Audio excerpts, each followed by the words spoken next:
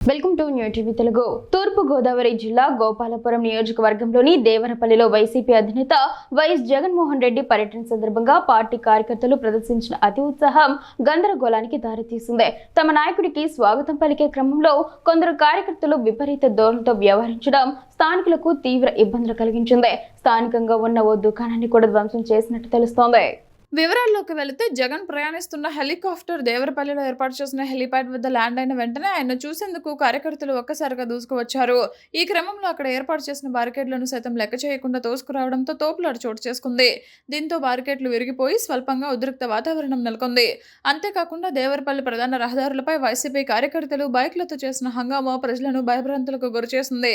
అనేక మంది యువకులు తమ బైక్ల సైలెన్సర్లను తొలగించి భారీ శబ్దాలతో మితిమీరిన వేగంతో వాహనాలు నడిపారు. ప్రధాన కూడల వద్ద ప్రమాదకరంగా బైక్ విన్యాసాలు చేస్తూ హల్చల్ సృష్టించారు. ఈ పరిణామాలతో ట్రాఫిక్ కు తీవ్ర అంతరాయం కలగడమే కాకుండా స్థానిక ప్రజలు, ప్రయాణికులు తీవ్ర అసౌకర్యానికి గురయ్యారు. తమ అభిమాన నేతపై ఉన్న ఉత్సాహాన్ని ప్రదర్శించే క్రమంలో కార్యకర్తలు శృతిమించడం విమర్శలకు తావిచ్చింది.